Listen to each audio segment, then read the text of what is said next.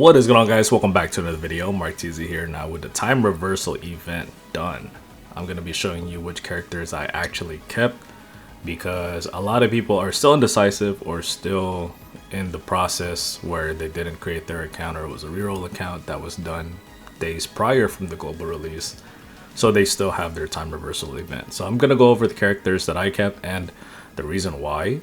And if you have it in your team, maybe that's a good motivation for you to keep that character without resetting them as well. But before we get started, if you guys are new to the channel, I greatly appreciate it if you subscribe down below, as well as give this video a thumbs up. Next week is the big update, and right now, unfortunately, the game is like in an idle where you're not doing too much. There's still some events where here you can actually still do the Herald Strikes Back. You only just attack this once a day. They did bring back Infinite Mayhem, which is really good, because in this game mode it actually just lets you try out any team that you unlocked, as in like any character. Doesn't have to be level 70 or level whatever. They're all level 30. They are all presetted when it comes to what artifacts and highlights to use. So it's a good way to just, you know, in the meantime, since there's nothing else to do, just try out new teams, right? But other than that, I mean, for me, Bifrost Brawl, but that's not everybody's going to start doing that. In this video, I'll show you these are my characters. Now, it's shifted from the very kind of couple videos you probably watched. There's no more Hulk, no more Lady Bullseye. You're like, what the hell happened, right? How come you resetted these two? Now, I'm going to tell you why. I could bring them back up, but at the moment, the meta is shifting in Bifrost Brawl. The more that I go against these three, the more it's more viable and usable. You know, like I notice a lot of heroes that could be so viable for PvP that they aren't so viable for PvE, right? And I can say that for a lot of these characters.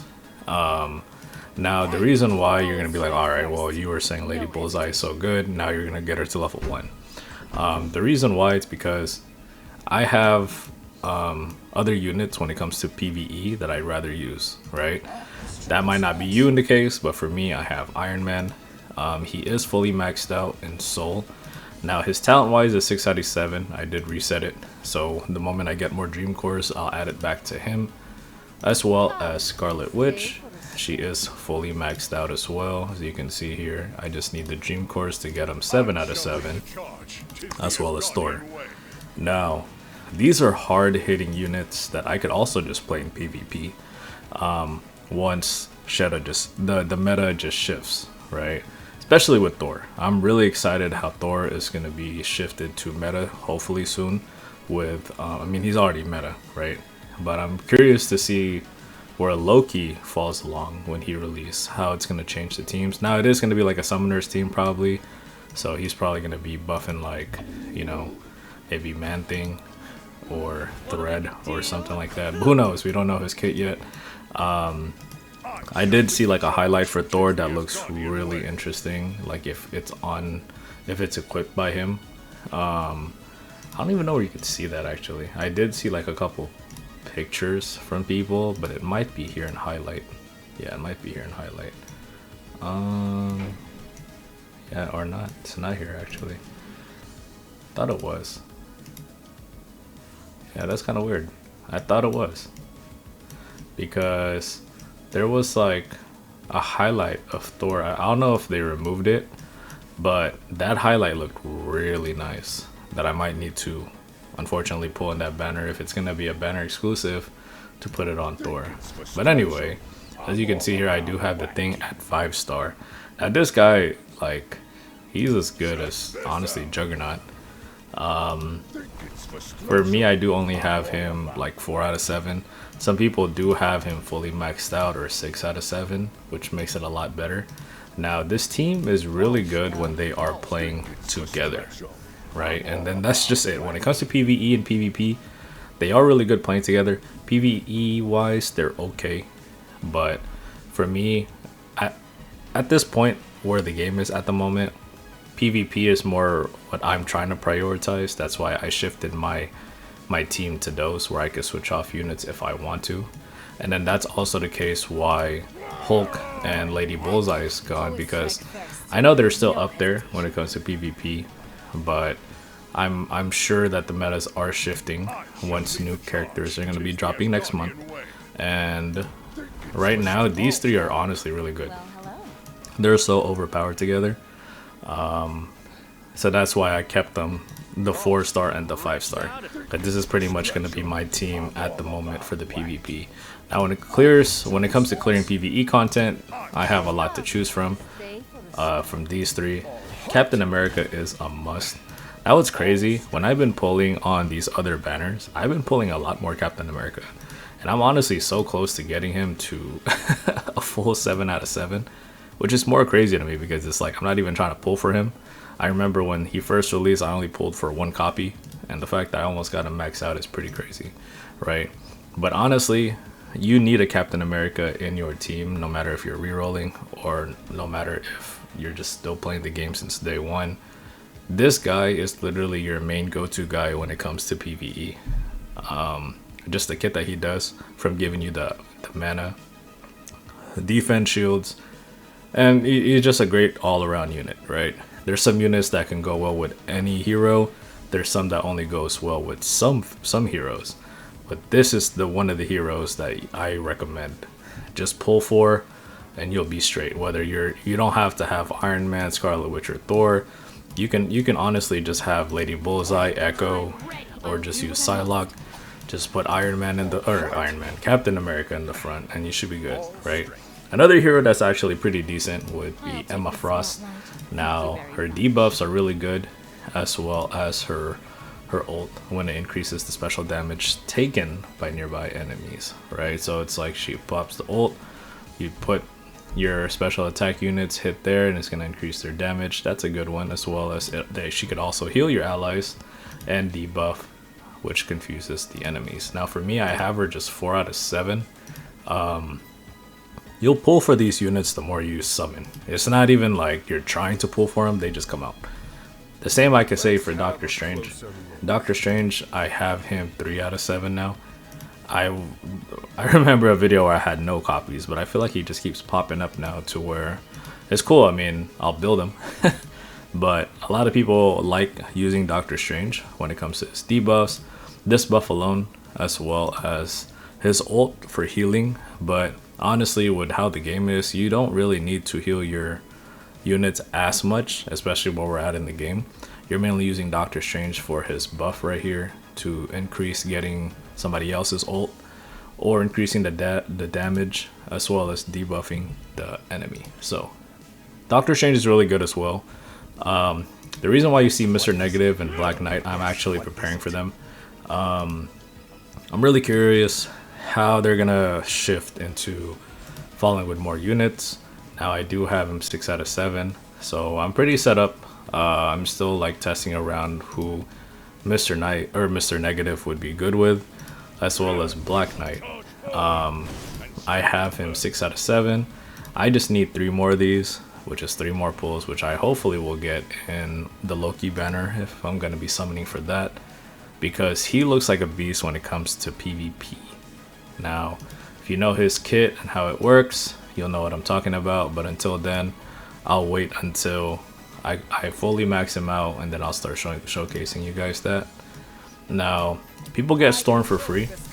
I would also recommend, if you don't have a lot of AoE dealing units, to probably just get Storm instead, because you do get her after the 7 days, after you complete the whole 7 days. I did pull 1 copy just randomly, but even if you don't really have 1 copy of her, she does a lot of damage. But she's mainly just a PvE character though, she's not really for PvP. Some people do try to pull for her. Spider-Man, leave him level 1. That's all I can say. I even got a copy. I got a copy of him when I was trying to pull for more Mr. Fantastic. I don't even know why. Now, Moon Girl and Devil Dino, another free 3-star unit that we got. Unfortunately, you can't summon for them. So you could honestly only get them in Alliance shop. So in the Alliance shop over here, Converter actually. Alliance shop, it's 6,000 shards. Now, in 1 month, we it doesn't fully show, but there it is, 4,800. Hopefully there could be an easier way for us to get more, because getting 6,000 is going to take us a long time. Almost a year. I kid you not, almost a year. So if you're not using all your alliance coins and you're in an alliance this whole time, you could probably max her out in a year, which is, I don't know if the game will last that long. But I mean, hey, that's how the game looks at it, right? But there's so many other units. Now I wanted to try the Falcon more, but I just resetted him because I'd rather just use the resources that I had before reset to just max out my thing, as well as Mr. Fantastic. But of course I'm gonna level him back up. All these units I'm still gonna level up. It's just with the time frame that we had for that 1 month for time reversal, I could only keep a certain amount level 70. Now it's still a good amount. I do have 12 characters, so that's more than enough characters to help me with the upcoming content, whether or not even if I pull for the next characters, right? But if you're just free to play and you're just using the free to play units, maybe Angela will shine next unit or the next update. I don't know, because they do have her costume coming out soon. I do have her 5 out of 7. I mean, but we'll see. So people are saying Namor is coming out, Loki's coming out, but who else is going to be coming out? Maybe it's just going to be like a Thor raid up banner. But with more and more heroes being introduced every month, the main issue is like, well, how can we pull for them if we don't get tokens or coins, right? So, or keys. I don't even know what I'm talking about at this point. I'm really hoping with the new update, there's easier way for us to get keys, because it is pretty hard for us to get any keys at the moment, as well as dream gems to pull for keys. So when it comes to units, I highly recommend just work with what you have, because every day, all you're pretty much doing, like I said, we are in an idle, you're just doing fabled finds. If you have not completed your random unique artifact, I highly recommend complete this first, because these do make a huge difference when equipped to your main characters. But then after that, you're going to be stuck doing battle bonanza because you won't really have that much tactical reports once you're leveling everybody to level 70, as well as this Mysterium coin.